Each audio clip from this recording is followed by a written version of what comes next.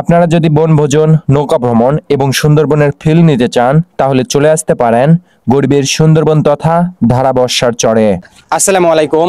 আজকে আমরা যাচ্ছি বগুড়ার মিনি সুন্দরবন ক্ষেত ছাড়িয়াকান্দি ধারাবর্ষা চরে। তো আজকে সারাদিন ওখানে থাকবো। কি করব এবং আমাদের একদিনের অভিজ্ঞতা থেকেই আপনাদেরকে গাইডলাইন দেওয়ার চেষ্টা করব। তো চলুন ভিডিওটা শুরু করা যাক। প্রথমে আমরা সারিয়াকান্দি কালীতলা ঘাটে চলে আসি। আমাদের কথা ছিল সারিয়াকান্দি কালীতলা ঘাট থেকেই ধারাবর্ষার চরের উদ্দেশ্যে নৌকা ছাড়া হবে। আমরা যেহেতু বগুড়া জেলার বিভিন্ন জায়গা থেকে এক টিম হয়ে প্রায় ৮০ জনের মতো যাইতেছি, সেহেতু এখানে টাইম ছিল 10টার দিকে নৌকা ছাড়ার কথা। আমরা যেহেতু মানুষ প্রায় ৮০ জনের মতো ছিলাম, সেহেতু আমাদের 2টা নৌকা নিতে হয়েছিল এবং আমাদের সময় কভার না করতে পারার কারণে আমাদের প্রথম নৌকাটা আমাদের ছেড়ে চলে যায়। আমাদের যাদের একটু দেরি হয়েছে, সেহেতু আমরা দ্বিতীয় নৌকাতে করে ধারাবর্ষার চরের উদ্দেশ্যে যাইতেছি। আপনারা যদি ধারাবর্ষার চরে আসেন তাহলে এখান থেকে 9টার দিকে নৌকা ছাড়ার চেষ্টা করবেন। আপনাদেরকে নৌকা ছাড়ার কথা 9টার দিকে কেন বললাম, এই কথাও আপনাদেরকে জানিয়ে দেওয়া হবে এই ভিডিওর মাধ্যমে। আমাদের নৌকা ছাড়ার পর নৌকার ভেতরে কিছু গানের আয়োজন ছিল।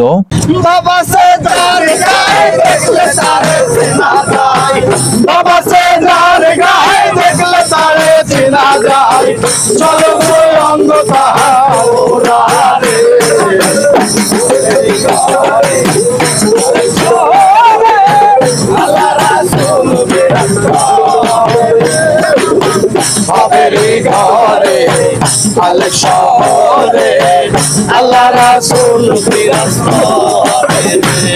একটু দাঁড়াও দাঁড়াও আমার নয়ন ভরে তোমায় দেখব। দাঁড়াও দাঁড়াও মুহাম্মদ নয়ন ভরে তোমায় দেখব। দিলের সাথে মিটায়া তোমায় দেখব।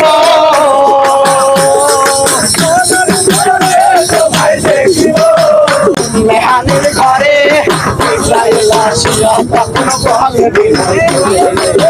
দেখেছে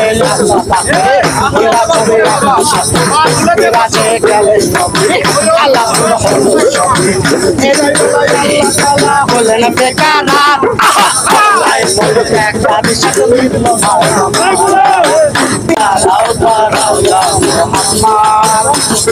নয়ন করে তোমায় দেখো। কেলেছে দামে দামে সারা গায়া এক হয়ে গায়া রসে আছে কেনা সুন্দর কালা। কেলেছে দামে দামে সারা গায়া এক হয়ে গায়া রসে ইসাঙ্গে রাসূলুল্লাহ ফিরে এলেন দায়ুল্লাহ। মেহানি করে বিছানা গরম এরই মাঝে 27 বছর হইল কাছে কত। নৌকা ভ্রমণের মাঝে সুন্দর সুন্দর গানের আড্ডা শুনে আসলাম আমরা। আসলে এই দিনটা আমাদের সকলেরই অনেক ভালো কেটেছে। নৌকা ভ্রমণের সঙ্গে গানে গানে আড্ডা, কাশফুল দেখা এবং দুপুরের খাবার হিসেবে ছিল বগুড়ার সেই বিখ্যাত আলুঘাটি। তো দেখতে পাচ্ছেন সুন্দর সুন্দর কাশফুল যাওয়ার পথে দেখা। তো সবই আল্লাহ তাআলার দান, প্রকৃতি। মনটাকে ফ্রেশ করার জন্য আবার একটা দিনের জন্য বের হয়ে গেলাম বগুড়ার মিনি সুন্দরবন ক্ষেত ধারাবর্ষা চরে।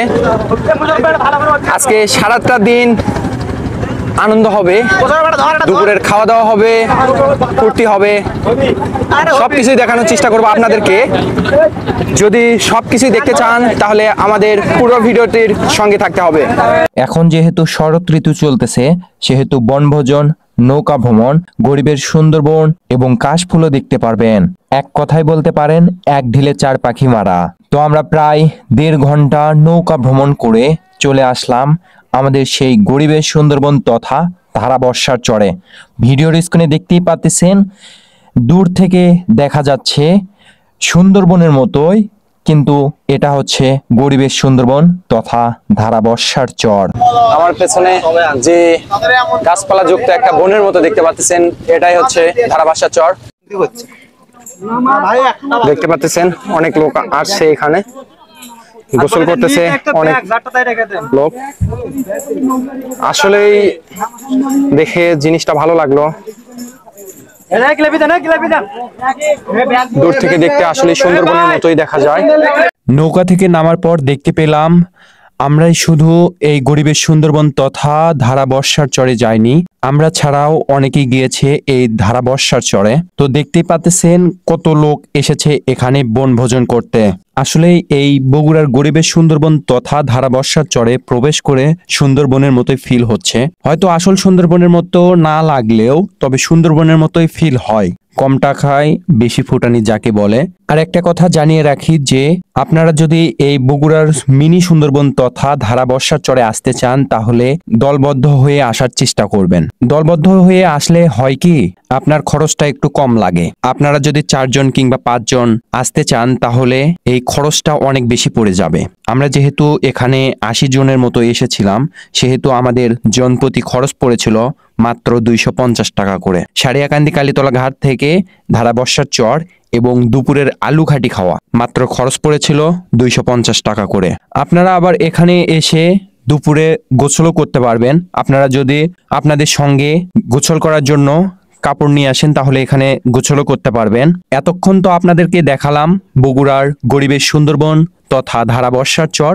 আপনাদেরকে আগেই বলেছি যে আমাদের দুপুরের খাবার হিসেবে ছিল বগুড়ার বিখ্যাত আলু ঘাটি। সেহেতু আমাদের এখানে রান্না বান্নার প্রস্তুতি চলতেছে বগুড়ার সেই বিখ্যাত আলু ঘাটি।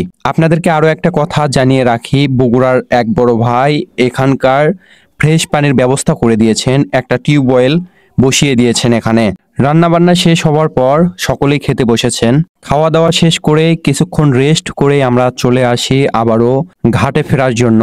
যেহেতু এই ধারা বর্ষার চরে আসার সময় ভাটি পড়েছিল কিন্তু যাবার সময় উজান পড়বে, সেহেতু আমাদের আসার সময় 1.5 ঘন্টা টাইম লেগেছিল, যাবার সময় প্রায় 2.5 ঘন্টার মতো সময় লাগবে। সেহেতু আমাদের একটু তাড়াতাড়ি বের হতে হবে।